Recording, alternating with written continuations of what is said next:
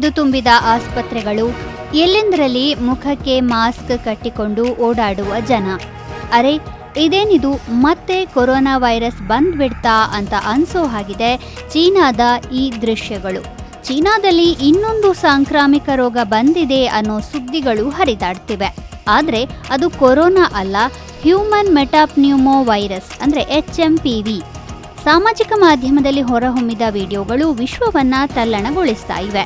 SARS-CoV-2 ಹೆಸರಿನ X handle ಪ್ರಕಾರ influenza A, HMPV, ಮೈಕ್ರೋಪ್ಲಾಸ್ಮಾ pneumonia ಮತ್ತು ಕೋವಿಡ್-19 ಸೇರಿದಂತೆ ಹಲವಾರು ವೈರಸ್ಗಳು ಚೀನಾದಲ್ಲಿ ಏಕಕಾಲದಲ್ಲಿ ಹರಡ್ತಾ ಇವೆ.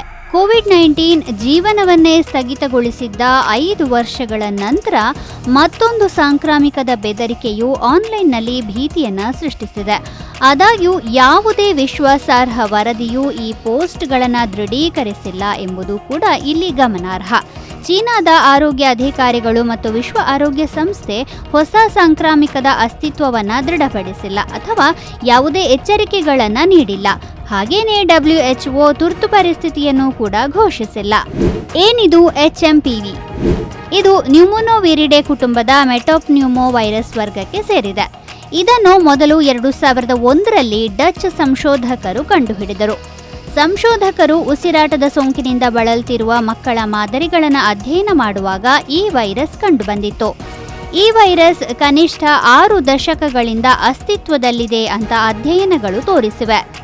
ಇದು ಸಾಮಾನ್ಯ ಉಸಿರಾಟದ ರೋಗಕಾರಕವಾಗಿ ಪ್ರಪಂಚದಾದ್ಯಂತ ಹರಡಿಕೊಂಡಿದೆ. ಹೇಗೆ ಹರಡುತ್ತದೆ? ಇದು ಮುಖ್ಯವಾಗಿ ಕೆಮ್ಮುವಿಕೆ ಮತ್ತು ಸೀನುವಿಕೆಯಿಂದ ಉತ್ಪತ್ತಿಯಾಗುವ ಹನಿಗಳ ಮೂಲಕ ಹರಡುತ್ತದೆ. ಸೋಂಕಿತ ಜನರೊಂದಿಗೆ ನಿಕಟ ಸಂಪರ್ಕದ ಮೂಲಕ ಮತ್ತು ಕಲುಷಿತ ಪರಿಸರಕ್ಕೆ ಒಡ್ಡಿಕೊಳ್ಳುವುದರ ಮೂಲಕವೂ ಪ್ರಸರಣವಾಗಬಹುದು. ಈ ವೈರಸ್ನ ಸೋಂಕಿನ ಅವಧಿ 3 ರಿಂದ 5 ದಿನಗಳು. ಇದು ವರ್ಷವಿಡೀ ಕಂಡುಬರಬಹುದಾದರೂ ಕೂಡ ಚಳಿಗಾಲ ಮತ್ತು ವಸಂತಕಾಲದಲ್ಲಿ ಇದು ಹೆಚ್ಚು ಸಾಮಾನ್ಯವಾಗಿರುತ್ತದೆ. ಒಟ್ಟಿನಲ್ಲಿ ಯಾವುದೇ ದೃಢೀಕರಿಸದ ಸುದ್ದಿಗಳನ್ನು ನಂಬಿ ಭಯಗೊಳ್ಳುವ ಅಗತ್ಯವಿಲ್ಲ. ನಮ್ಮ ಸಾಂಪ್ರದಾಯಿಕ ಪದ್ಧತಿಗಳ ಮೂಲಕ ಚಳಿಗಾಲಕ್ಕೆ ತಕ್ಕುದಾದ ಮುನ್ನೆಚ್ಚರಿಕಾ ಕ್ರಮಗಳನ್ನು ಸರಿಯಾಗಿ ಪಾಲಿಸಿಕೊಂಡು ಬಂದ್ರೆ ಯಾವುದೇ ಆತಂಕವಿಲ್ಲ ಅನ್ನೋದು ತಜ್ಞರ ಅಭಿಪ್ರಾಯ.